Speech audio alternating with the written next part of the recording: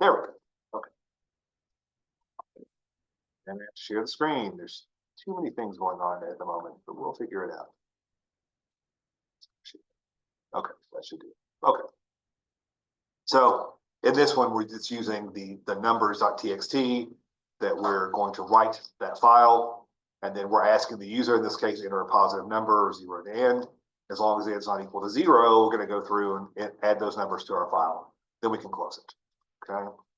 The last example is 5. This one we're going to read in that file that we just created. And again, I'm putting the iOS in. I don't have to, it's default, but I can. And then I'm going through just reading the file, printing it out. Okay. So any questions about files? If there's numbers and you want to read them as numbers, but then there's also strings in the same file, will that create problems? It will. It will, if you have a file like a complicated file that has different areas, you're going to have to do a different way that we're not talking about yet. Oh, okay. You're going to bring in the whole line basically as a string and then have to tokenize it and break it into chunks. Okay. So we're dealing now with just real basic files that are all one type. Okay. If you have it mixed within the file, as long as when you go to read it, it's the right thing, you'll be okay. But if not, you're gonna. It seems like in Python you had to convert the numbers or something funny if they were just conversion to it. Yeah, but this automatically does it for you. You know, so. But yeah, to do more complicated things, you have to do string tokenizing, a whole thing. Okay. Okay, so that's it for the file stuff. Any more file questions? And again, the files are just files. You can read them with Emacs. You can use the more command, just will display it without letting you edit. You can copy them, you can move them, you can delete them, whatever you want to do. Okay. Okay, so today we're going to talk about error handling. We've mentioned error handling off and on during the semester, but we haven't really given it enough attention because we've been busy writing programs. Okay, so that's one of the problems with taking a computer programming class as opposed to real life. In real life, the error handling has to be there. You don't have an option. But when we're trying to get more programs done, we sometimes get a little bit lax on that. Okay, so there are different types of errors that we need to talk about. Okay, and the most basic error is a syntax error. A syntax error never gets into your production code because it won't let you compile, right? Syntax is the same thing as grammar. Like think of if you're writing a paper and you make a grammar error, that's a syntax error. So a syntax error in programming is you've left off a semicolon, or you've tried to assign a variable to the wrong type, or you've misspelled a word or whatever, okay? Those are syntax errors. Those are caught during the compilation process, and they will never, ever make it to your code. So they're the easiest to find, okay? The next kind of error that we have is going to be called a runtime error. A runtime error happens, as the name implies, while you're running the program. And it could be that your program runs 1,000,000 times without the error, but there's some possibility of certain inputs that will cause there to be an error, okay? And what tends to cause that most often is a divide by zero. If you have a program that doesn't check for divide by zero, the compiler will compile it just fine. It will run just fine every time until you try to send it a 0. Then it will have an error. Okay, so that's a runtime error. Okay. Also, things that cause problems are going to be if you have an invalid file path or invalid file name, or we talked about pointers. A null pointer is a pointer that doesn't point to anything, but null is interesting. Null is nothing, but it's nothing that knows it's nothing. It's not just nothing. Does that make sense? So null is something that represents nothing. So you know that it's nothing, is the point. But if you have a null pointer and you try to dereference it, that's also going to give you a runtime error. Okay. So the way that we check for runtime errors is testing our program, right? We put in different values. We try to make sure that things work out well. Okay, but testing is the only way to do it. The worst kinds of errors are logic errors, also known as semantic errors. A logic error basically means you don't know what you're doing. It's let's say you thought that to calculate the square root of a number, you divide it by 2. And you believe that in your heart. And you wrote your program that way, and you wrote your test cases that way. Everything works, right? Except nothing works because you're incorrect. Okay. So those are hard to find. Because if you're not reasoning correctly, then you can't see it. The only way to get it is to check your data against known sources. You use a calculator to do a square root. You'll find that that doesn't work, or find an expert, depending on the system, that will help you through that. Okay. But those are the most difficult. But it's the runtime errors that we're most interested in dealing with. Okay.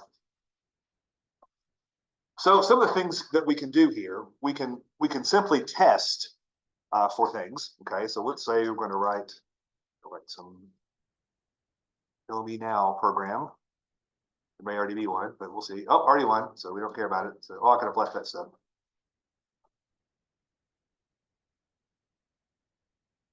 Okay. Apparently I didn't kill Me Now quick enough. So in this case, we're just going to do a check, and we're going to have some return value that shows there's a problem. And we've done this already. So if we have something like an int, yeah,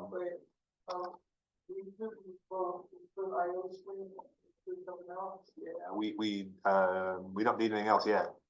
Okay, so we just need IO string. Yep. Okay. We're going to get to stuff later, but for now, that's all we need. Okay. We've got this divide where we take an int A, an int B, and then in this case, we're going to have a pass by reference for result. For whatever reason. Okay. So what we're going to do, what we want to do eventually is say result is equal to A/B. Okay. So that's where we're getting. Okay, and then we can, in our function, we can return a 0. So we're doing two things here.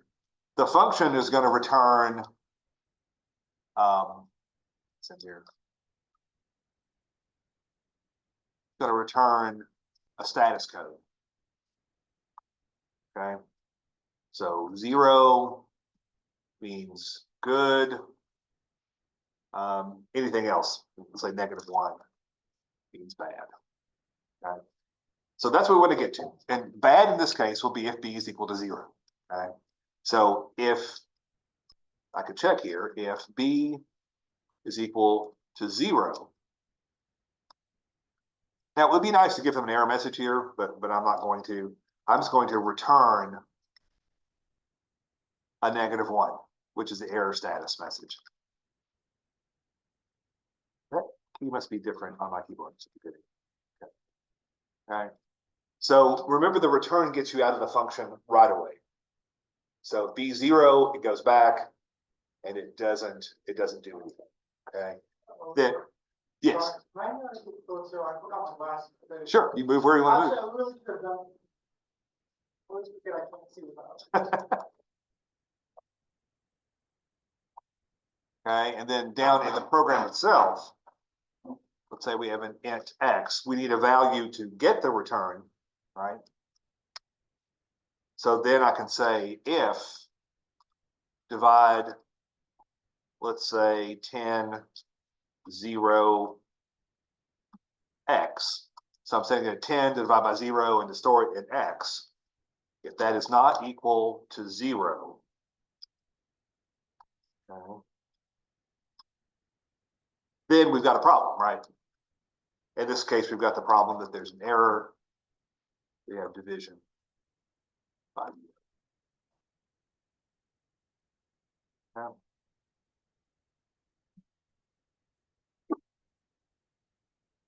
Then we have our else is just going to be our results.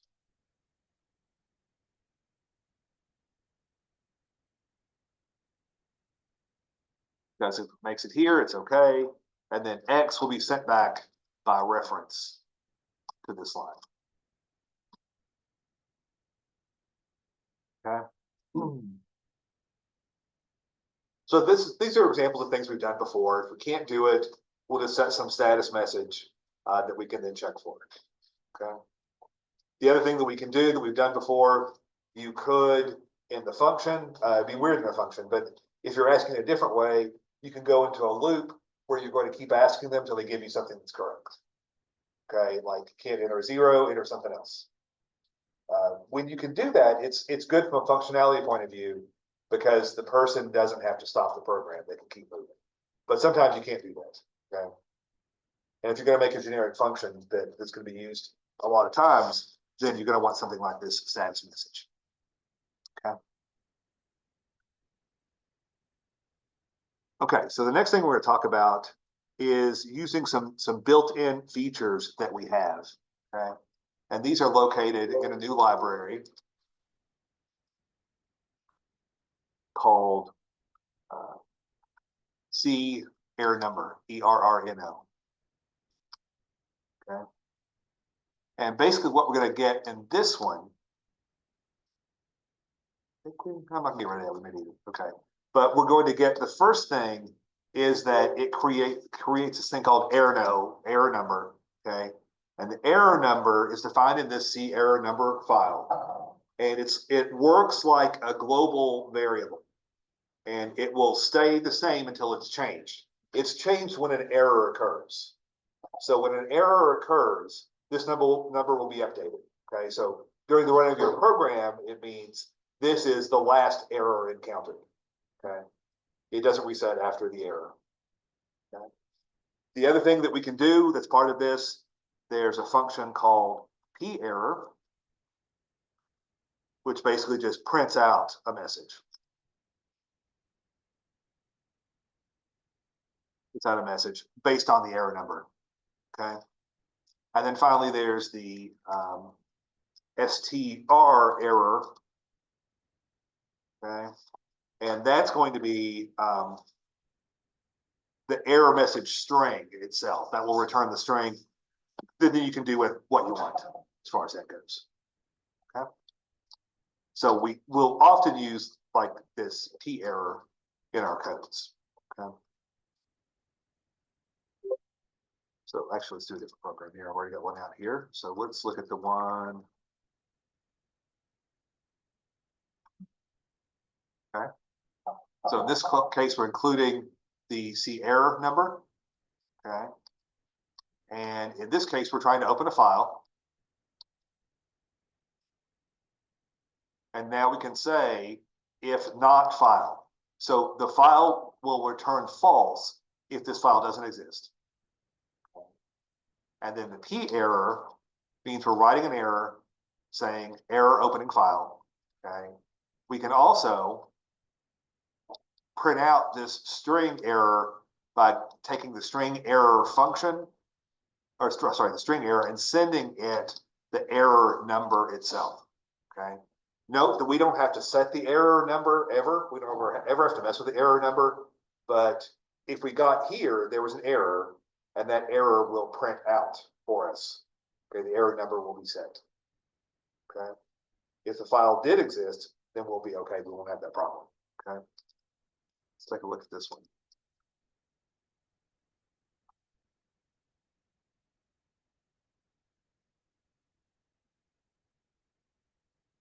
Okay, so the error opening file, look at our code here, that came from this error. Okay, the first line, the p error, and the str error gives us this. Okay, but the p error did the same message here, right? And this message comes from the p error for that error number. Okay, I'm guessing we could probably print out the error number directly. It wouldn't tell us much.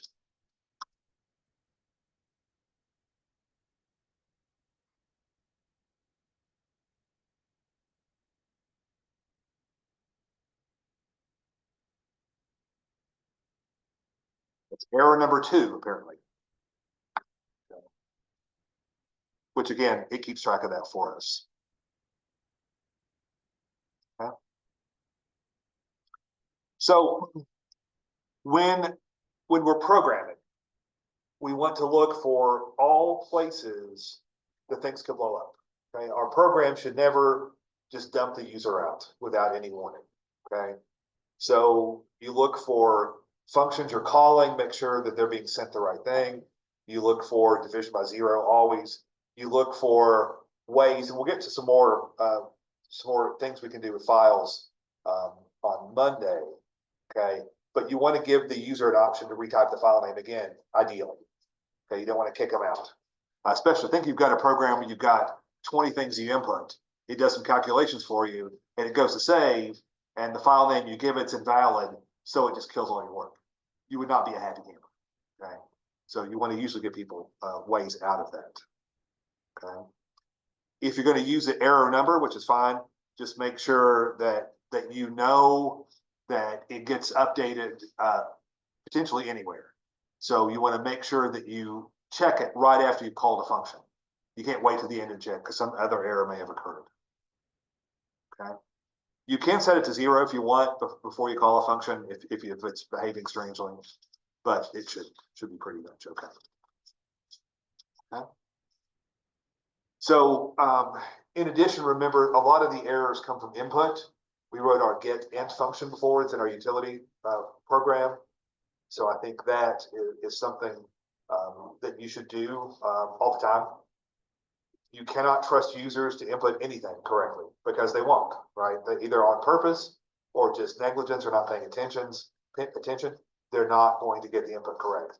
So if your input is incorrect, then nothing's going to stop these errors. So you certainly can't have too many places that you check errors. You want to check errors at all levels. Okay. Questions about errors? Okay. One thing I wanted to show you, something I learned. You're always learning something new. I saw this example, and it makes sense. So let me see if this has this. Yeah. This if guard we've been doing is no longer necessary most of the time. Instead, you can replace it with this. You can say pragma once, and that's it. Wait, you say once or plus? Once. Once, okay. Okay. You include that at the beginning, at least on the G++ compiler. It doesn't work on all compilers. The other thing always works. But what that does for you, it won't let it load twice. That's the same thing as if not defined. Okay. But it's a little more straightforward. I saw that in some code. I'm like, what in the heck is that? And it's a relatively new to me, at least, a way to do that. So you just put the pragma once. You don't have to. You can continue to do it the way you're doing it before. But if I give you a class to work on the final, it should include either the guard or this, one or the other. Okay? Because we've ran into errors where we try to load the same thing twice. Okay. Okay.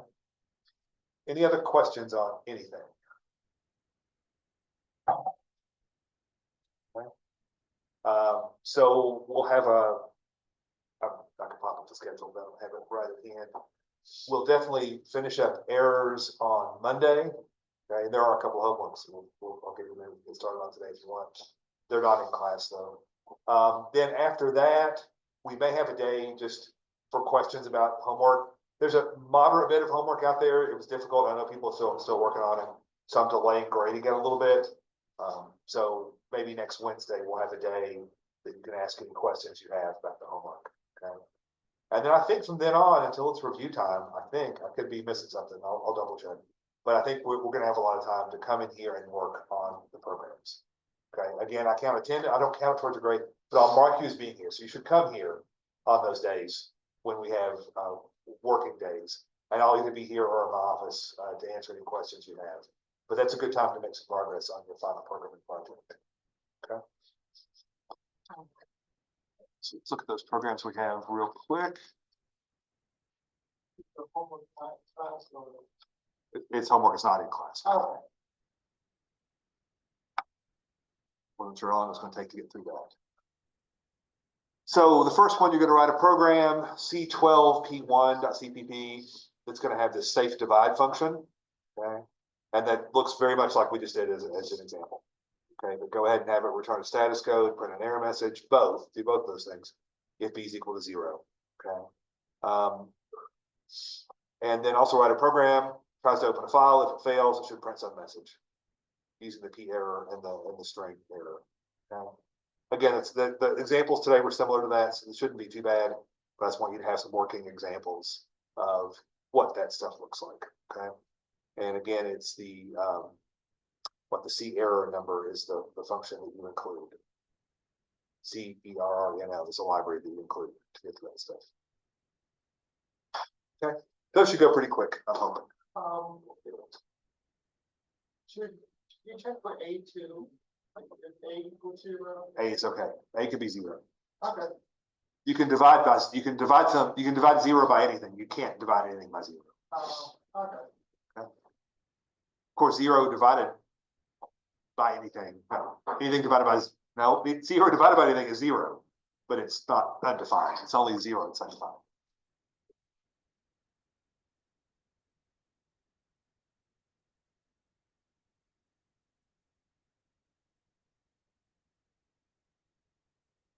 Okay, I know Mason's got a homework question. Anybody else? Jaylen and I will be here. You can get started on this work. You want to get it out of the way, whatever you want to do. Okay.